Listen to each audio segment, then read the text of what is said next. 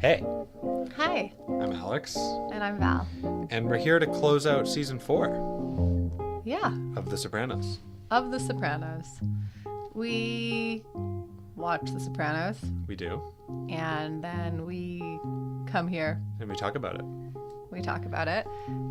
We really try to go into some of the deeper issues. Beneath the surface interpretations I like of the show. what a hard time I'm having trying to describe what we do. We just like to talk about some of these little things that the directors and the writers and everyone was putting in here that go kind of deeper than some of the plot points. Yeah, So that's what we do here. That's If you what we like do. it, yeah. let us know. Mhm. If you don't like it, let us know too. But mostly if you like it, let us know. Yeah, You can write us an email. yeah, we appreciate it. We've been getting so many emails recently. We can't even believe it. We can't even keep up. It's great, making so many friends. Well, we just like that there's other people out here that Yeah. like the same thing we do. So We like- it's comforting. Yeah, we like to meet other people who also like this aspect of the show, so. Yeah.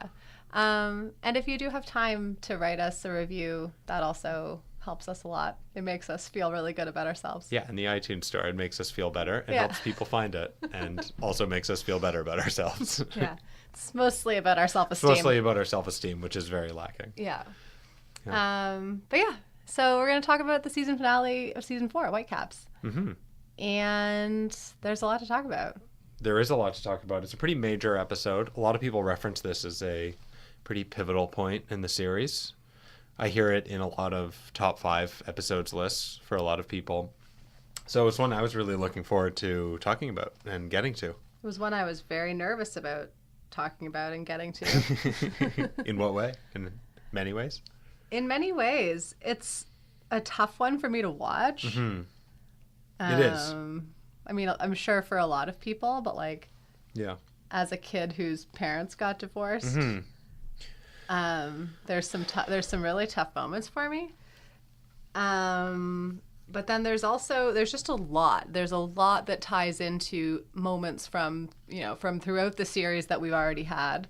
There's a lot of connection between There is. moments in this episode and moments throughout the Overt rest and of the series. subtle. Yeah, but then there's also things that tie it forward. Like it's really there's just a lot. Yeah. So it makes me feel overwhelmed. And I to think try on to a do it literal justice. level, even though a lot of the time we talk about things that are metaphorical and symbolic, I think just the writing and the way that they're able to create a divorce situation is just so believable. And I think that they understand so many of the intricacies of what happens around that rupture that just, I mean, I don't know, I didn't grow up around divorce, but it just seems very honest and true to me. I feel like they Yeah. got a lot of the subtleties. It really Although reflects. apparently there's some critique of it that it like comes out of nowhere. Right. I mean more in terms of the way characters respond to it. And it's a testament to how powerful the characters are because they're so believable and human. And it's also a testament to how powerful these actors are. Yeah, it's unbelievable. This is like some of the best examples of James Gandolfini's acting, of Edie Falco's acting. For me, Edie Falco is just blowing me away. Edie in this Falco is episode. crazy in this Yeah. episode. She's amazing. Yeah, it's really I incredible. have a couple shots in particular that I want to talk about with her, but yeah, no, I'm on the same page as you. I just think like they do, in so few scenes, like there's so much that we miss in this episode. There's a couple like really strange, I always say they're strange, but there's a couple of scene cuts that make us jump weirdly in time. I always notice those ones. Like we have for example, the scene where Tony gets woken up by the lawyer Alan for sleeping in the house, Right. and then the next scene, Tony's at their door asking them for his money back. Right? It's on Right. like a different day, but there are a few things like that. The one that I am thinking about right now is that we like never see when they tell the kids that they're getting separated or divorced.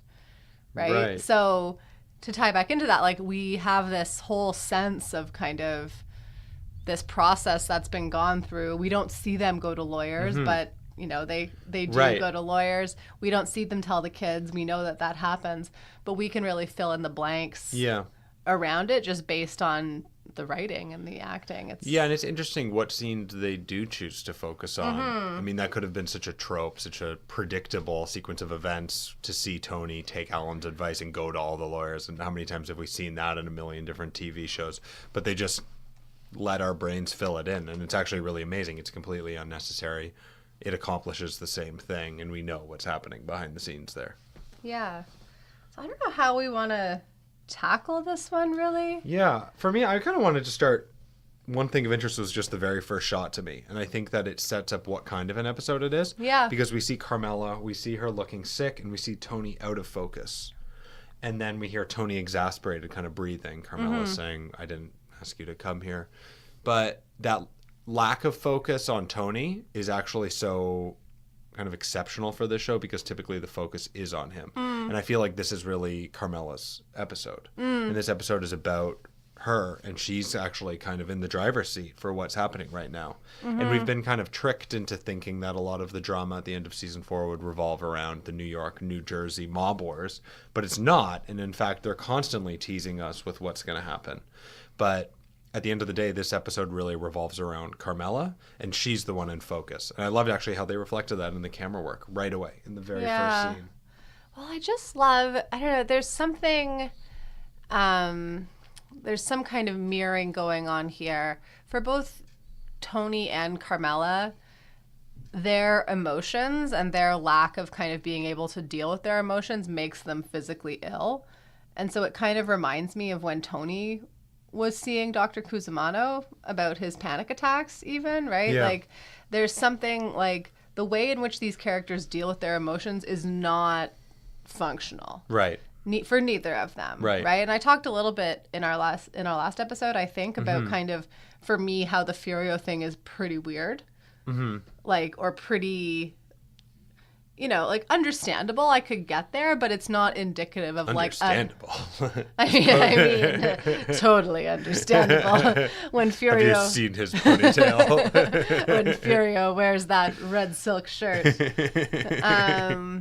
No, I whatever, to each their own. I guess Carm is into that, but I mentioned the fact that like it's not a very like adult or normal level of feelings to have for Right. someone who you just have a morning conversation with every Right. morning, right?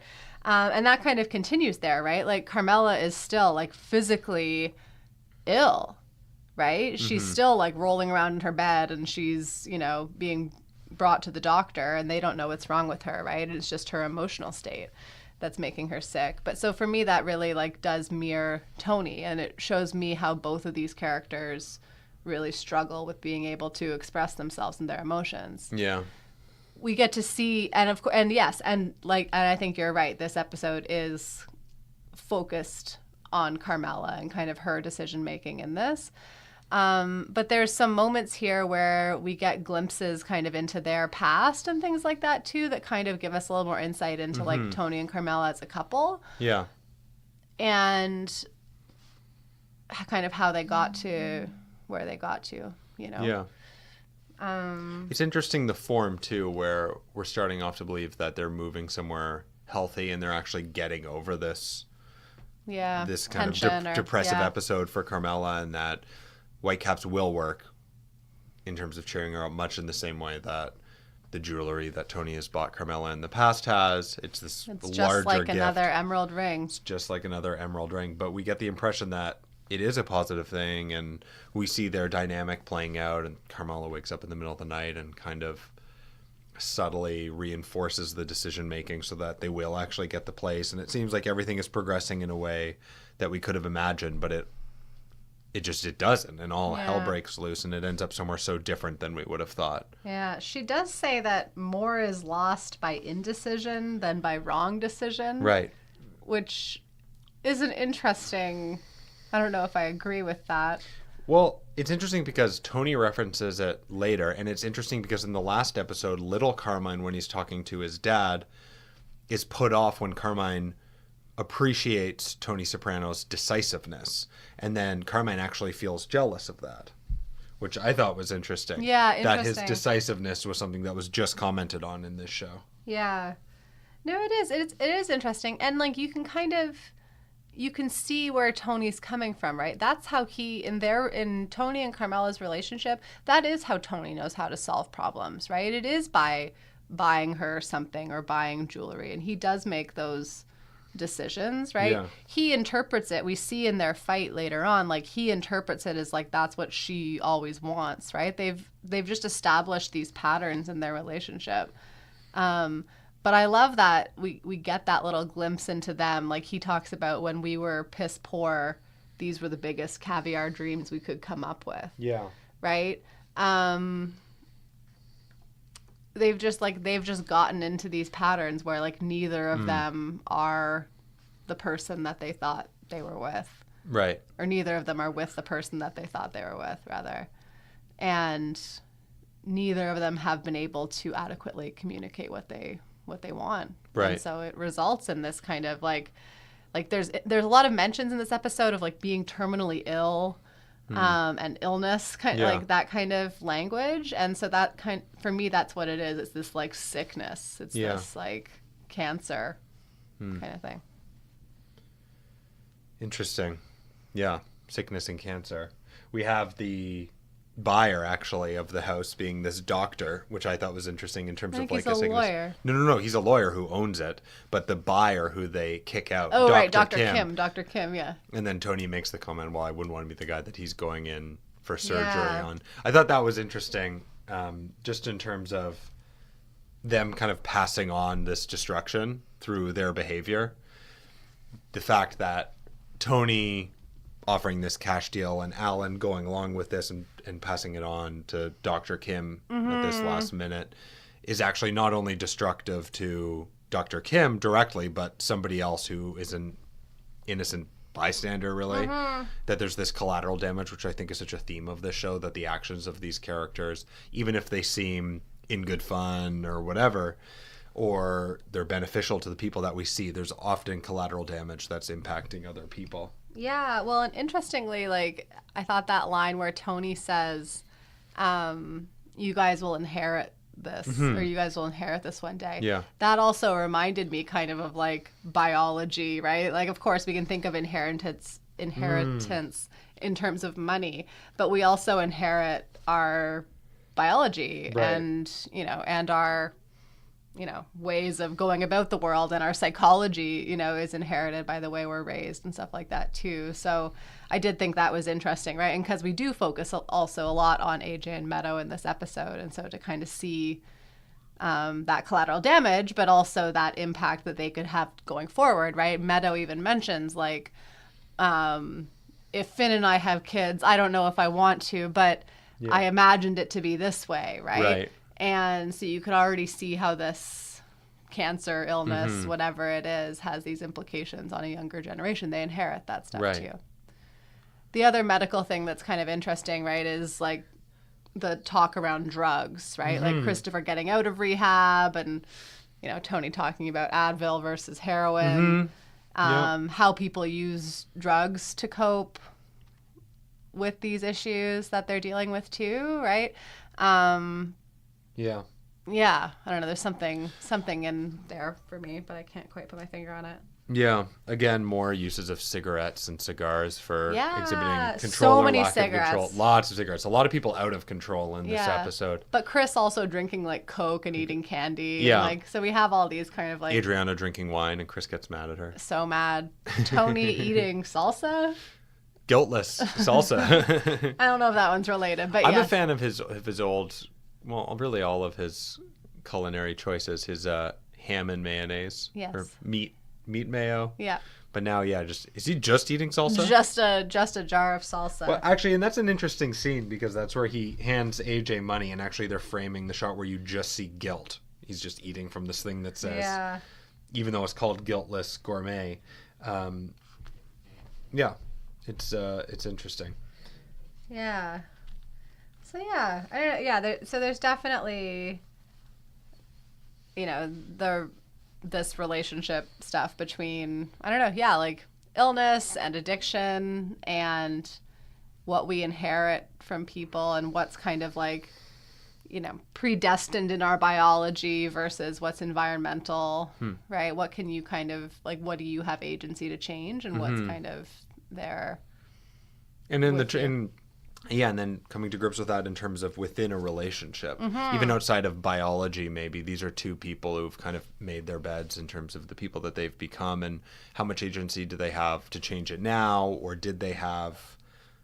They probably did have the ability to cope with these things better than they actually did, but they're at this point where it's just at this major rupture point. Yeah.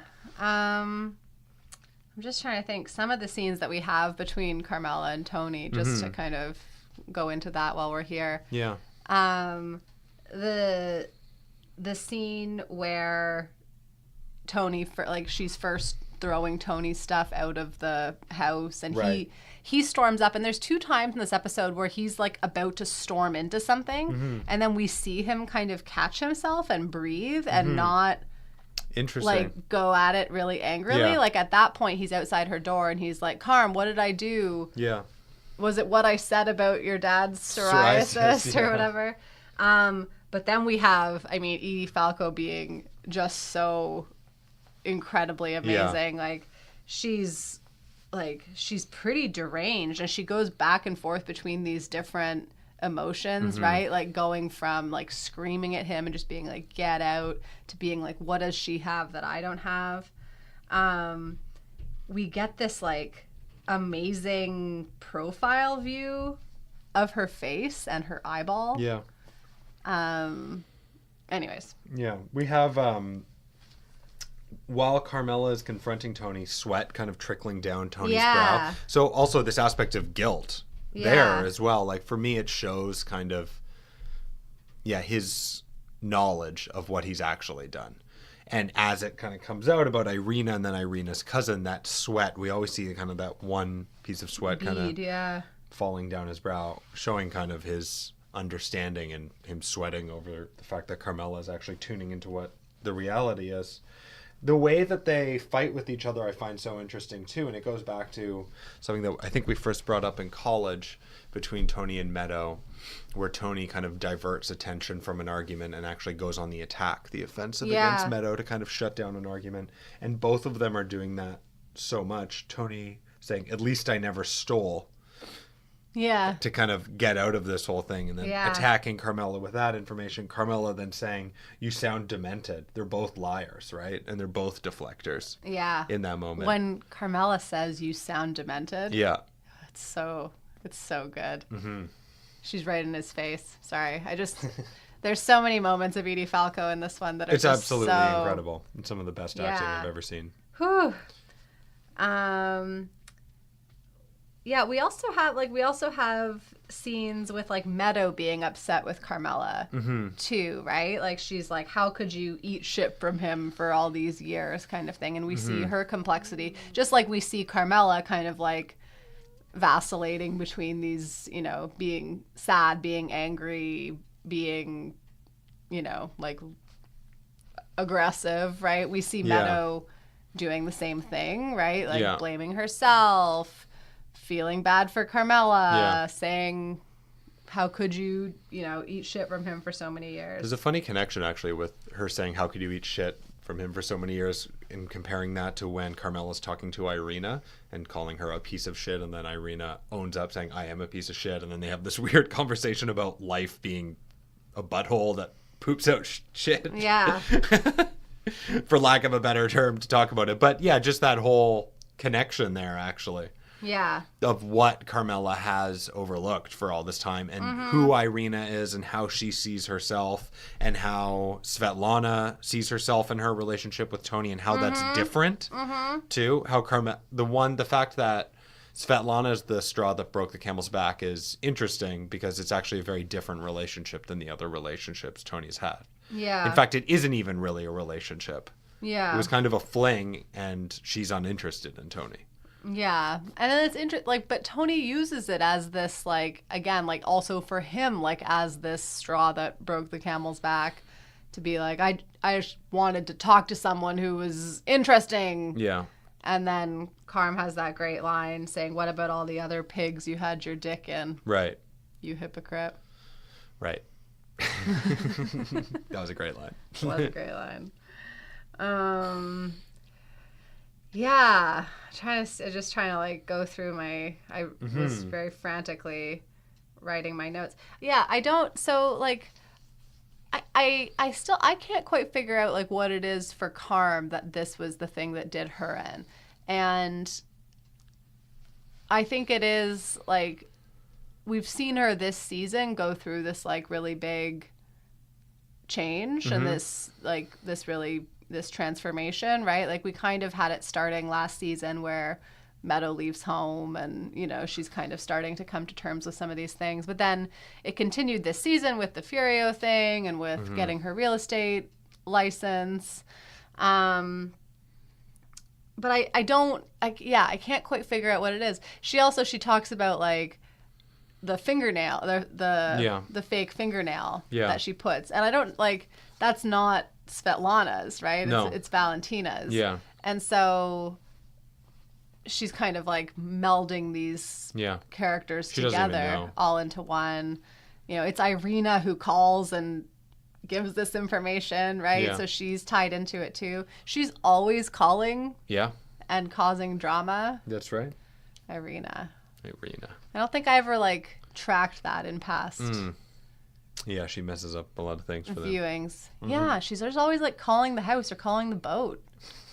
And, It's true. and causing drama. There's a lot with phones. I want to talk about There phones is a lot later. with phones. But yeah, it is interesting to me like why this is the thing that puts Carm over the edge. I mean, she's fragile. Yeah. I think that as she's in this state that we've been seeing her in, coming out of Furio leaving, she's very susceptible to something like this just being too much. Yeah. And we see kind of like manic behavior as well, like her really investing herself in Whitecaps and then really falling apart even further than we thought was going to happen once she gets this phone call from Irina. Yeah. But there's some there's some stuff with I feel like I'm all over the place, but there's some stuff with their relationship too, right? Like I like the line where she says to Tony when they're in the pool house theater place, I know you better than your friends. That's probably why you hate me so much. And Tony talks about how he's going to hell and he knows it. Like we kind of do see this. Does he say that he knows it? He says he calls her out for saying that in the pilot episode, you're going to hell as he's going into the MRI machine. And then he says that was a nice thing. Like he uses that as an attack. Does he say that he knows that he's going to hell there? I didn't get that. No, but he says, I'm going to hell. That's what you said. Right. When, I don't know. He uses it strictly aggressively. Yeah. But it's just the way he said, he's like, I'm going to hell. That's what you said when I was going in for my MRI. You know, like it was kind of. For me, it's like another deflection. Yeah. It's like another way of weaponizing something that the other person did to take attention away from what you've done wrong. Yeah. No, it's, I don't know. But it is interesting, right? Like, who does know Tony the best, right? And who does, and therefore, like, who does know. Probably us. Probably us. I don't mean literally us, but I mean us as viewers. We know Tony. We know Tony. I think that we have the most privileged information. Like, we get to see him interacting with everybody. Yeah. And so it's up to us as an audience to decide who he is. But that line, like, that's probably why you hate me so much, is really interesting too, because it kind of plays with us. Like, I don't hate Tony. Right. Right? Like, it's really hard to hate him as a protagonist. I can hate the things he does, obviously. You know, but Tony also disagrees with that. That's my reading of the way that he responds I know. to that. But it's just really, I just thought it was really interesting. And then we have the moments after that where Carmela says, like, you think for me it's all about things. And, you know, we don't, you know, I'm inclined to believe that she feels like she means that, you know. But again, we don't have the information that leads us to believe that for her it's not all about things. That that's not her primary driver. Right. Because we see her, you know, like we see even like there's a moment in the scene where she's talking to Meadow, there's this big focus on her rings, you know, these like large rings, and she's wearing then later on this like, you know, very fancy crucifix necklace Yeah. with diamonds and stuff like that in it. So we are very aware of Carmela's things Yeah. in the episode. And that's when she then springs the Furio thing on Tony, which is an interesting move. It is. That's a really interesting scene too. The way I really like John Patterson, who directed this episode amongst most of the season finales. There's some really interesting camera work that happens at a few different places in this episode. One of which happens right there when Carm breaks this down and says that she had feelings for Furio and kind of weaponizes that against Tony. There's this kind of still shot on Carmela where it's very stable. And then for Tony, we're actually like moving in on him.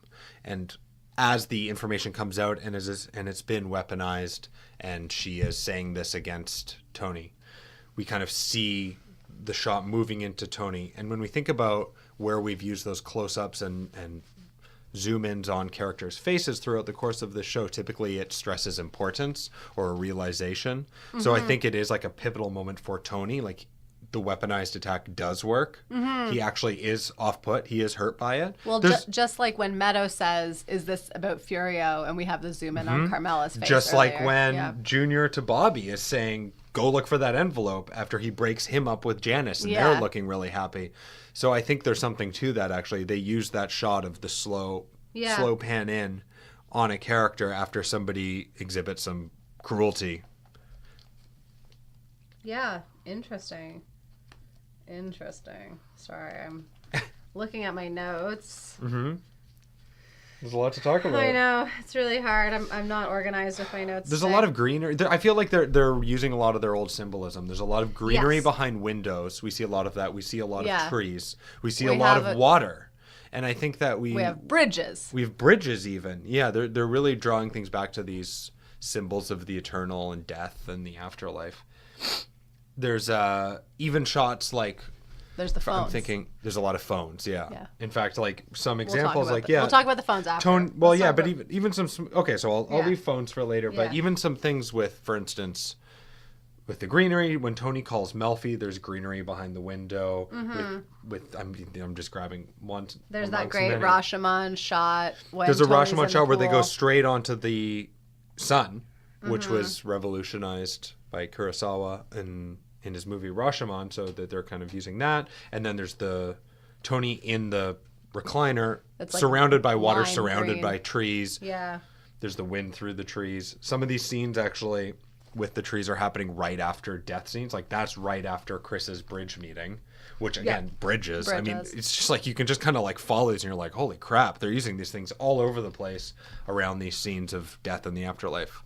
There's some interesting ones too, even like when Carmela and Tony are in their happy state looking at Whitecaps and they're walking along the beach and it's kind of romantic.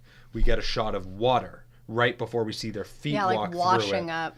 Well, it's interesting because it's supposed to be this happy, romantic, kind of peaceful coming together moment. Yeah. And yet when we see water run through the sand, the imagery of water has already been so strongly established in season 2, especially in Funhouse, where the last thing we actually see is just the ocean, that when we see water, it's hard to actually get those feelings that are supposed to be evoked and are normally evoked on a beach walk. Yeah. So even though it seems like things are going really well, if you actually read the symbolism and think about what it's meant at other times, it actually is kind of nefarious and has some dark foreshadowing to it. So I thought that was really interesting. Yeah, no, and I mean, even just like, the name of the house being Whitecaps and the name of the episode being Whitecaps, right? Yeah. Like, Whitecaps are rocky seas, is that a thing? I don't know, rough seas? Well, they're like the turbulent part of a wave, I guess. Yeah. I mean, I'm no sea expert. I'm no rough sea pilot. Boat captain. Alex wrote a screenplay when he was a teenager. Don't want to talk about it. It was called Rough Sea Pilot. It's true, I did. It's not very good. Don't read it. Don't find it. Not that you could. What was your water There's symbolism? one copy. I don't even know if I got this stuff. I got a good grade though in the writer's craft. But yeah, like kind of indicating this turbulence, I guess, right? But it's I don't know, because water has symbolized kind of, death and the eternal. It's kind of this I don't know, for me, it kind of indicates this eternal kind of turbulence, if that's going to make any sense, right? Like that even when things seem like they're going to be smooth, there's always whitecaps somewhere on the water, right? There's never a smooth sea. Not even like when Tony's lying in his own pool, right? He's like jostling all around in his pool, which doesn't make that much sense. But there's just, it's just like this inescapable thing, right? And when one wave washes up, there's always another one that follows it, right? Like it's just it's kind of this never ending kind of cycle thing. Yeah. I feel too like this concept of a beach house and finding a place down by New Jersey and seeking out this kind of American dream is something that's really important in this episode. The first time we see Alan, he's painting in front of a U.S. flag, wearing like this like Brooks Brothers, like, his like sweaters over his shoulders, like a Kennedy compound kind of look. Yeah. But I think it's kind of like this pipe dream of what everybody wants and is seeking, and we see him, and it can seem idealized, and it can seem perfect, and exactly kind of what they might envision for like affluence and comfort and family and having all these things, and yet we find out as the episode progresses he's just a dick too. And there's all these parallels between Alan and Tony throughout the episode that I think are really interesting. I mean, they interact in a similar way. They kind of get along well. They kind of... Carmela and his wife look really similar. Well, that shot actually is really interesting. There's a shot of a woman sitting kind of in the study. You think it's like Carmela in a lawyer's office or something. That's how I... Yeah, that's exactly what I thought it was too. And it turns out that it's actually Alan's wife, and then he comes up, and then we have Tony come through the door. But there's this reflection of Tony in Alan. Even though he is a legit business person or legit lawyer, there is behavior that both of them exhibit that make them similar kinds of people. It's interesting in that scene, actually, like I was watching Alan's face, and as Tony says, basically, I want out, you see Alan respond even before Tony says that he wants out of the sale, because Alan knows it and he understands it, because there is this kind of simpatico between them. He knows as soon as he comes what's going on, because they are such similar people. There's a kind of intuitive understanding. Yeah, interesting.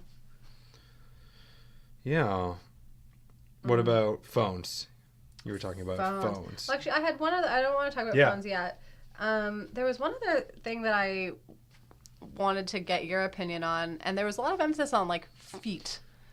Like there were 2 times where we see Tony trying to sleep and his feet are uncovered. Interesting. Like kind of like having cold feet, but okay, I missed that. Once when he's sleeping in the beach house, and once when he's sleeping on his air mattress, I guess. So his feet are uncovered. We have Svetlana stomping out her cigarette with her crutches. Foot, I guess with her crutch. Yeah. But then we have Adriana stomping out her cigarette with her foot, like in a scene later. And actually focus very intensely on her legs just before that, which is something that we've talked a lot about around Gloria Trillo and other characters too. So and in that scene where Tony and Carmela are on the beach, like it is their feet that we see, and there's this water kind of like brushing up against their feet, right? So I was trying to kind of find that symbolism of like, I was thinking like being grounded, being like based in the now and like the present. Well, I think it depends on what the people are doing in any of those scenes. Like for me, with it varies from character to character as they're behaving in different ways. So for Adriana, when we see her legs and there's a focus on them, I think, and then we see her with her high heels kind of crushing the cigarette. For me, as we have cigarettes as a kind of often used as a symbol of being out of control, I feel like she's more in control and more comfortable with this relationship with the FBI at that point, and is regaining maybe some of her kind of, I don't know, femininity and being in control of who she is, and having kind of a strong exterior that's being projected.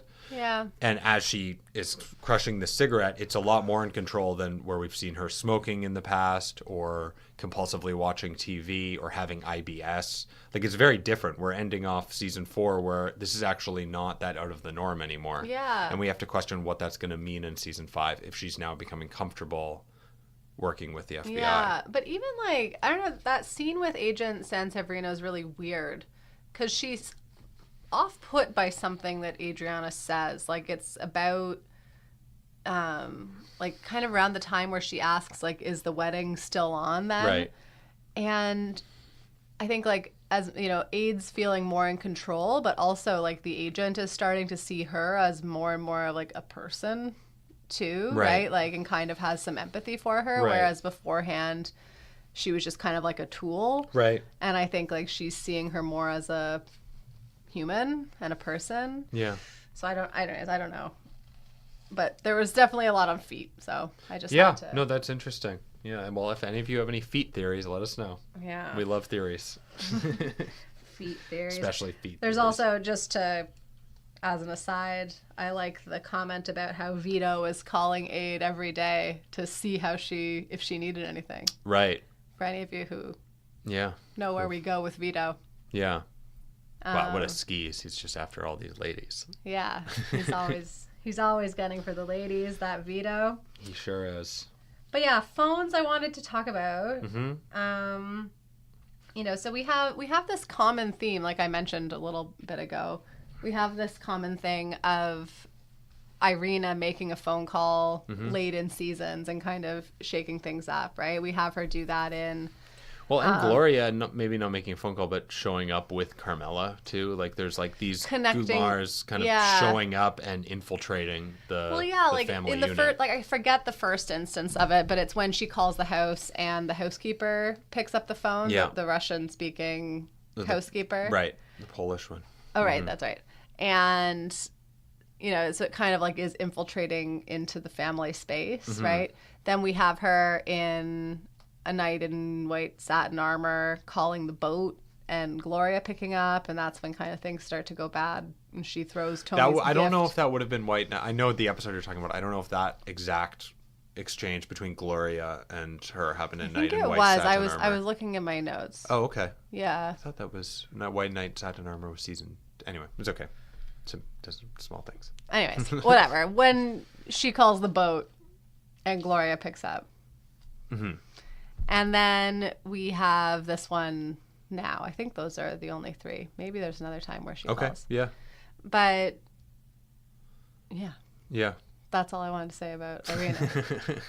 But there's a time... But it is a catalyst for action and for events happening. Yeah. No, she's often doing that. We have a ton of... Like, we hear... Tony has his ringer on during this episode, right? Like, his phone ringer's on, which we don't really hear that often. Yeah. It says, fucking phones, we were better off years ago. Yeah. There's ringing phones all over the place. There's black phones. There's white phones. Yeah, there's definitely a large amount of black and white phones. Well, there's a lot of them are cell phones. Yeah. A lot of them are flip phones. Interestingly, when Tony gives his speech at the end about leaving the house, the shot perfectly shows the white phone just behind him the whole time. Which is interesting because the phone is kind of... the catalyst for all of this to happen. Mm-hmm. Like, we kind of see it in the shot and it's part of what's happening right now because that's kind of what brought it in. Like, these phone calls from Irina did kind of put things over the edge. Yeah, but there's something too with like communication, right? Like, we have all this, like, again, really weird communication between New York and New Jersey about killing people. Right. That is very vague all the time. And only really when they get together in person does it ever seem to kind of get resolved. Like, they never can seem to figure things out over the phone. They're always like meeting at a Office Max or wherever they had their meeting earlier, or like in a chess park, right?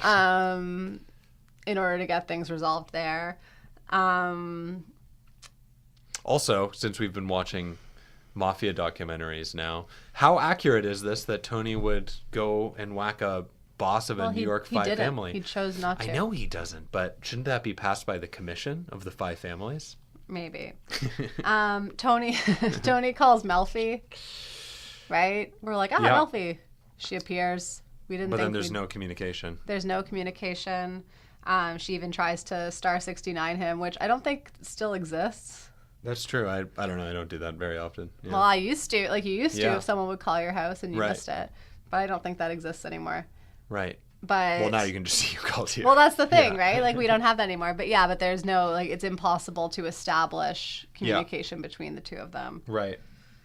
Where else did I put phones in here? AJ, he seems to always be studying. He's always talking, but he says he was on the phone about an algebra problem. Yeah. Right. At the end of the episode. Yeah. Yeah. With Devin, which is almost certainly not true. Him and Devin, they're really hot and heavy. Yeah. Like, they've been together a long time now. It's amazing. Yeah. I'm proud of them. Yeah, me too. But it's interesting, like, in terms of the genetics and what you inherit, it's interesting how AJ's often diverting things to talk about how he's studying, where clearly he's not. But he's always using that as his line. Oh, I was studying. Or, like, we were out late because I was studying. Or right here late in this episode, he's saying he was on the phone about an algebra problem. Yeah. Sure. Yeah, no, it's better. It's always better to, like, go to an Office Max to have a conversation. Right. That's where I have most of my conversations when I want to take out a New York 5 family boss. Yeah. I thought it was also interesting that there's that little scene at Johnny Sack's Jersey house, right? Again, when I'm watching the show now, too, I'm always like, why is Johnny Sack so involved in everyone's business? I feel like he'd be very busy. Being the underboss of a New York mob family, yeah, but that's he has just a lot of time, and just to like go to Office Max and like smoke a lot of cigarettes. But there's also this construction that's happening in his backyard, right? Even though construction is stopped on all the sites, but he still has this construction going on at his Jersey house. Ginny's going to Nordstrom's because there's a sale. Right. Like, and he talks about like belt tightening, right? Like it's time for some belt tightening. He makes a lot of like fat jokes, but without knowing that he's making them in this episode. But, so we have him. He's a strange character. He really does straddle these two worlds, and I don't know what he wants for himself. Like, I don't have a good sense of like who Johnny Sack is and what his motivations are, but he's nuts. Yeah. He's just crazy. But the communication thing is really, I don't know, again, like, and also between Tony and Carmela, like we very rarely see Tony and Carmela talk to each other on the phone. Right. But yet they can't seem to kind of get their communication straight either. Although we see them, we definitely see them communicate in this episode. Yeah. Probably more than we ever have. Yeah. Mm-hmm. Yeah. The belt tightening is interesting too when we think about the imagery of the belt and the focus on belts in the earlier episode where Tony beats up Zellman, which we find out through Svetlana in this episode is actually the reason why this is all happening. That actually drove Zellman to leave Irina, and then that drives Irina to call. Right. So it's interesting to think about that too, how the actions throughout season 4 that seemed perhaps as non sequiturs and perhaps seemed like not the most action-packed, we're slowly building towards this epic conclusion without us even really realizing it. And so the form of the 4th season is really amazing, actually. Yeah. Because it has this kind of sucker punch, or this kind of like we really can't expect that they're going to be divorced at the end of the season. Yeah, well, and hopefully we'll do a little season 4 recap. Hopefully. We will. We definitely. Well, I guess you never know what's going to happen. Anything could happen. And we'll talk a little bit more about that. The other thing that we have happen in this episode, we haven't really we haven't seen Christopher and Adriana in a while, right? Because Chris has been in rehab. Yeah. And he gets out, and he has one line that I thought was really interesting, and he says he found out he had strengths that he didn't even know that he had. Mm-hmm. And it's interesting in this episode because we do see Chris kind of fall into this almost like underboss type role, right? Like he's like when Johnny Sack is with Carmine, Chris is with Tony, right? And he's the one who is in charge of kind of like really putting out this hit on Carmine and stuff like that. Like he's like the one trusted person. And he kind of seems okay. He seems a little like dead inside or something. Right. but and we know like he's questioning his ability to be a father. Yeah. Which is interesting, again, like going back to that inheritance thing. But I thought that line was interesting. Like, I found out I had strengths I didn't even know I had. And I wish we could kind of like know more about Chris's time in there. Maybe in we'll rehab learn more in season 5. Maybe. I love one of my favorite parts of the whole episode is when he hands over the money for the whacking of Carmine. Yeah. And then right after there's an edit and we see AJ opening the door and he opens the kitchen door. Right. The fridge door. Yeah. And we open and we see this like right in the middle of the frame, right in the middle of the fridge, this Tropicana that we're always seeing orange juice in the show affiliated with death. But it's not, it's grapefruit. Yeah. Where we often do see orange juice and that often is associated with death. Yeah. So there is this actually kind of a clue that there isn't going to be the death that we expect. Right. Especially coming out of an edit from that scene where they're handing money for the whacking of Carmine. Yeah. I love that. It's amazing. Well, there's also there's a lot with the fridge in this episode too. Like just generally, like Tony keeps trying to open the fridge. There's that little flashback that we have near the end of the episode where God, is there anything to eat? Yeah, we have Meadow talking to like Meadow with the family, and then Meadow in her room, and then this flashback to her like slam. I think she even slams the fridge closed and says, "Isn't there anything to eat in this house?" and storms off. Mm-hmm. Then we see her back in her room. Yeah, there's something about food and family, food and like violence, I guess, too. Like every time the fridge is opened, it seems to be kind of in this like violent way, or maybe it's just grapefruit juice and not orange juice, and it's all fine. I don't think so. Yeah. We see Tony wearing a really goofy hat, just like Alan's. What, at the end? Yeah. His Fearless hat? Yeah. Well, it's Felix. Did you say Felix? Fils. Feels. How do you say that? Fearless? I think it's Fila. Fila. Isn't it an S at the end? No. Oh, Fila. Okay, it's like a sports brand. Yeah. But Alan Sapinski, or whatever his name is, had a Sundance Film Festival. He did. Black hat. Yeah, there's definitely a lot of work to relate those two characters. But I think also there's a lot at the end of the episode we see Tony in all black, and he is leaving as a character where we've talked a lot about blacks and whites as this kind of basic one-dimensional character. And Carmela, I think throughout the episode we see her trying on a lot of different colors, a lot of blues. At that last scene she's wearing blue. I think she's experimenting with trying to get outside of this black and white unidimensional mob world. And we'll see where that goes, but I think Tony's very much still in it. And I think that all black really reinforces that. We see characters, soldiers like Furia wearing all black often at times when they're behaving violently. When they're behaving violently and engaging in actions that are most affiliated with the mob. Yeah. Well, and I think like it really shows like it's kind of like when Tony says like his marriage is not going well to Alan Slipinski. And he's like, "Oh, go and talk to all the lawyers so that, she can't get any of them." Tony does... What a great guy. Yeah, he's an amazing friend. Tony does see this divorce as kind of black and white, right? Mm-hmm. Like his arguments during their fights are, very much on the attack, right? Like he's never sorry for not really, no. anything he's done. So I mean, but he for says Carmela, things in some ways, Carmela, but it's so cheap. It is this like we see Edie Falco acting it. It's this like very multi-dimensional issue, and very complex. And there's not black and white. Yeah. We see her being torn about her decision too, and how it's impacting the kids and blah blah blah. But yeah. Yeah, it's interesting how this is the episode where there's a mistrial for Junior. So that actually is resolved at the end of the season. Yeah. It gets so little screen time, but I think it's just done beautifully because we get the impression that nobody does care about this really. Nobody's there other than Janice and Bobby. Yeah. So the fact that it's given so little screen time and we just kind of get the results, I think is fitting. Tony's not even there. None of the others even care. It just seems like such an afterthought to everything else that's going on. They order some pizzas. You would think that would be the most relevant thing happening to the New Jersey family, but it's not. Nobody is really all that invested in this. I mean, technically their boss just got off. Yeah. And his trial just worked out. But nobody acknowledges it. Gives a crap. Yeah. I like how, well, there's the only other things I was thinking of is that policy that Carmela references, saying that we're going to make this policy work, fining people for swearing, and AJ Right. says it's too late. Yeah, it's too Which it late. really is.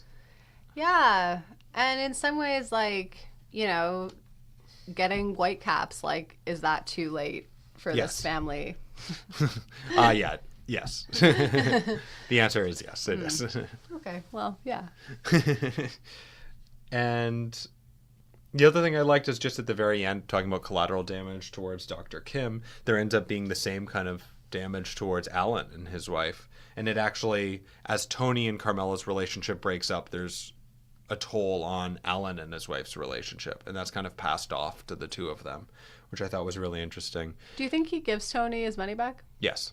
Yeah, I think so too. I don't think he has a chance to outplay Tony on something like that. I kind of like Dean Martin. Dean Martin's great. Yeah. Everything that happened at the Sands is amazing.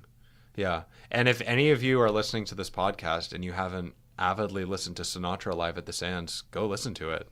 Yeah. We're jumping a little bit, but that's just one of the great recordings of all time. So I like how we just took it there. But yeah, like, oh God, I just did a little music thing. Sorry. Can't help Yeah. myself sometimes.